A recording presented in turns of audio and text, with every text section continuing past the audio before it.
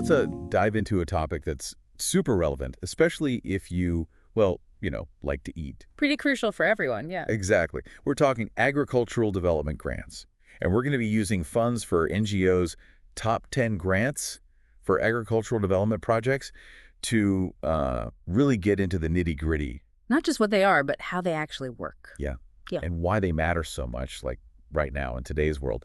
Plus, get this, there are grants out there specifically for organic certification, even for brand new farmers just starting out. Fascinating stuff. These grants, they're not just like giving money away, they're more like strategic investments. Oh, investments in the future of our food. I like that. Exactly. They're aimed at tackling some of the biggest, hurdles facing agriculture right now. Okay, before we get into the specifics, can you give us a quick breakdown? What actually are agricultural development grants? Think of them as a financial boost, coming from all sorts of places. Government agencies, nonprofits, sometimes even private foundations. Okay, so a mix of sources. Right, and all of them aiming to help projects that are all about improving agriculture. Making it more sustainable, more efficient. More equitable, you name it. It's a pretty broad spectrum. The article mentioned something interesting, that the landscape of agricultural development is constantly evolving. It really is. What makes these grants so important in this, ever-changing world? Well, we've got, a whole bunch of challenges converging at the same time. Okay, like what? Climate change is a big one. It's messing with weather patterns, making growing conditions unpredictable. Yeah, that's a huge factor. Then you've got the global population, still growing. More mouths to feed. Exactly. And on top of that, technology is changing how we farm, at an incredible pace. So these grants are almost like a lifeline, helping us navigate all that change. You could say that. Okay, let's get down to the practical stuff. How do these grants actually work in practice? The article walks us through some steps on how to apply for agricultural development grants. It's a process, for sure. Can we break those down? Walk through them? Absolutely. Right. The first thing, honestly, is finding the right grant for your specific project. Makes sense. Not all grants are created equal. Right. It's like finding the right tool for the job. You wouldn't use a hammer to screw in a light bulb. Okay, so you need to know what your project's trying to achieve, who it'll impact. And what kind of funding, really aligns with your vision. So once you've found a grant that seems like a good fit, what's next? You got to craft a proposal. It's like your chance to, pitch your idea. So like a sales pitch, but for, doing good in the world. Exactly. You lay out your project's objectives, explain how you're going to do it, and, this is important, create a realistic budget. You got to show them the numbers. Oh, absolutely. You have to detail the impact you expect to make. It's almost like a business plan, but with a focus on community or environmental impact. That's a great way to put it. Yeah. What are some of the things that, really make a proposal stand out? One big thing is aligning your project with the funding agency's mission. You really got to do your research. Understand what they care about. Exactly. And then show them how your project helps them achieve their goals, like you're on the same team. So it's not just about what you want to do. It's about how it fits into the bigger picture. Okay, I see. What else? Another thing is having a strong team. Funders want to see that you've got the expertise, the experience to pull it off. Makes sense. And, of course, the budget. Crucial. It needs to be realistic, detailed, and you got to be able to justify every expense. Okay, so we've got a handle on what these grants are and how the process works. The basics. Now, let's dive into Funds for NGOs list of top 10 grants for agricultural development projects. This is where things get really interesting. We're going to see some real-world examples. Grants that are making a difference. Yeah. Each one with its own focus, its own audience. Let's start with the USDA Rural Development Grants. These are huge, especially for communities that really depend on agriculture. Okay, so they're about more than just helping farmers grow crops. It's about the whole rural autonomy.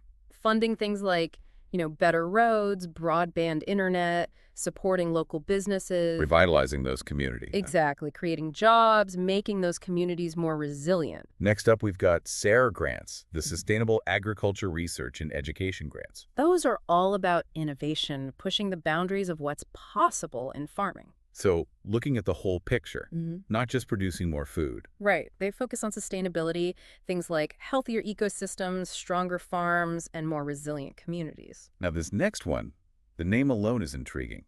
Specialty Crop Block Grant Program. It's all about boosting those, the fruits, vegetables, nuts, even flowers. So the stuff that makes our plates more interesting. Exactly. And what's cool is these grants are managed by each state's agriculture department. So they're tailored to each region's specific needs. You got it. Okay, how about conservation innovation grants? Those seem to be about tackling environmental issues in agriculture. Right, finding creative solutions. They come from the USDA's Natural Resources Conservation Service, and they encourage collaboration. Getting different people working together. Public and private entities. The goal is to come up with solutions that can actually be scaled up. So the impasse can be widespread. I like that. Now, this next one is close to a lot of people's hearts. The Organic Certification Cost Share Program. This could be a game changer for farmers who want to go organic, right? It helps with those costs, which can be really significant. Because organic certification isn't cheap No, it's not. So this program tries to make organic farming more accessible. and hopefully lead to more organic options for all of us. Exactly. Now, let's talk about Farm Service Agency grants.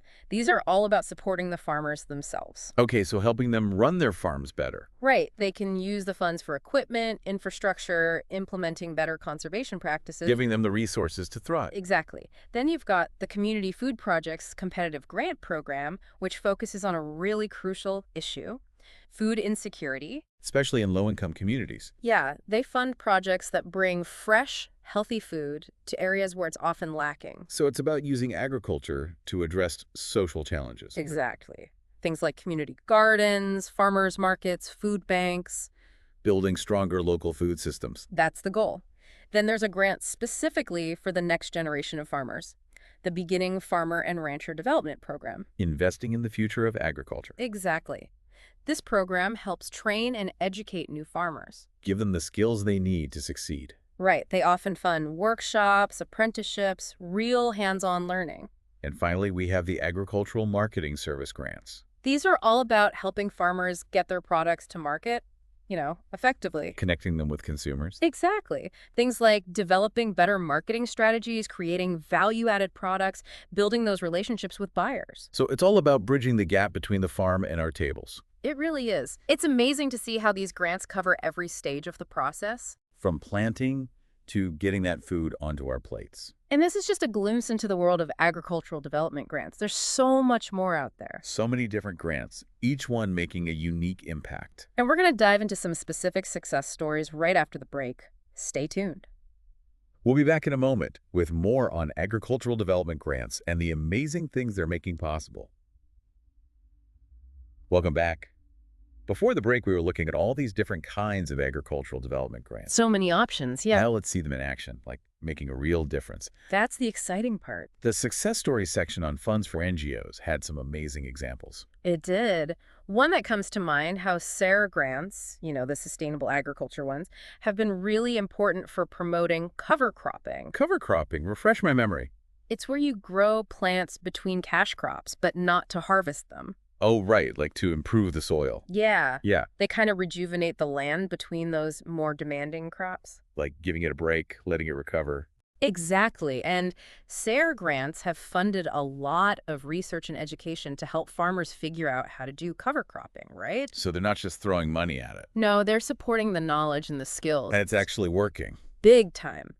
There was this SARE-funded project in Iowa, and they found cover crops actually increased soybean yields by 15%. Wow, that's significant. And get this, they also reduced nitrogen runoff by 50%. So it's good for the environment and the bottom line. That's the win-win. And it goes beyond just yields.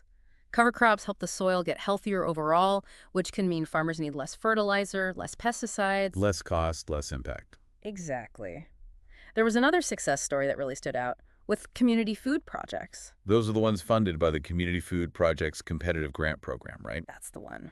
This project involved a vacant lot in a city, low-income area, where fresh food was hard to come by. Food deserts, yeah, we've talked about those before. This grant helped turn that lot into a community garden. That's amazing. It brought residents together, farmers, local organizations, all working together. So it wasn't just about the food itself. It was about community empowerment, giving people the skills to grow their own food. Building something together. And it really worked. They saw a big increase in access to healthy food in that area. Plus, the community got involved, took ownership. Exactly. That's what's so powerful about these community-based projects. They have a ripple effect. They can create a more just food system where everyone has access to what they need. Okay, so we've seen that getting the grant is just the first step. It's what you do with it that matters. And Funds for NGOs had some great advice on maximizing that impact. They did. It's not just about spending the money, it's about using it strategically. Okay, break it down for us. The first thing they emphasize is having clear goals, measurable outcomes.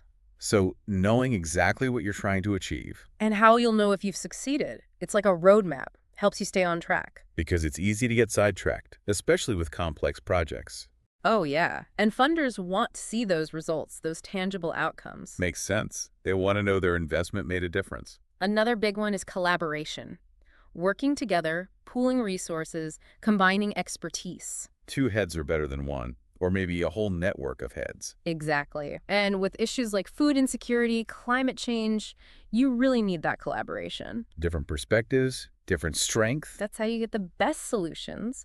And then there's ongoing evaluation, adaptation. So you're not just stuck with the initial plan. Right, because things change. Like gardening, you got to adjust to the weather, the conditions. You have to be flexible. Exactly. Ongoing evaluation helps you see what's working, what needs tweaking. So you can stay relevant, stay effective.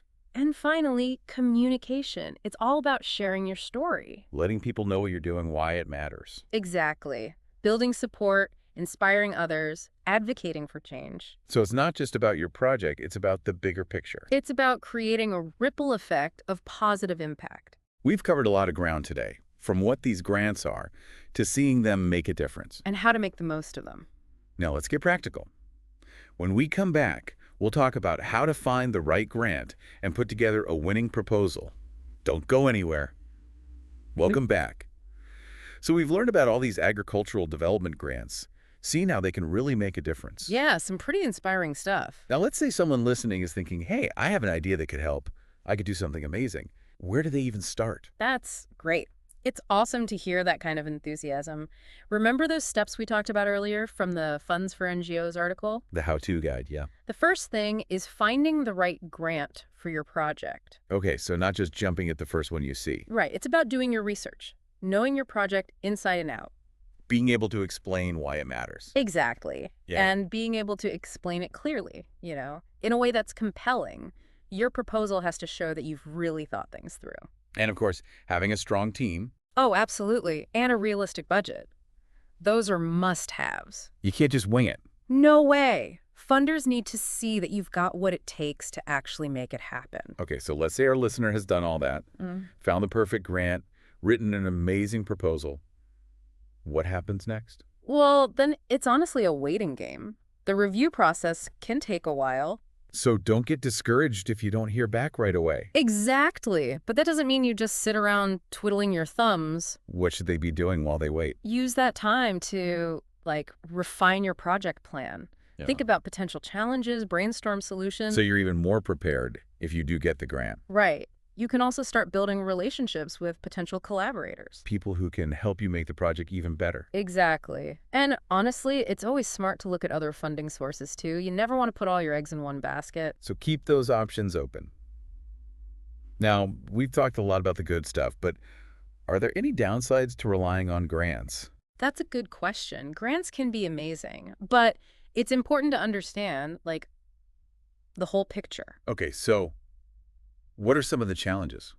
Well, they often come with specific requirements, reporting deadlines, things like that. So it's not just free money. No, it comes with responsibilities. And navigating those takes time, effort. You have to stay organized. For sure.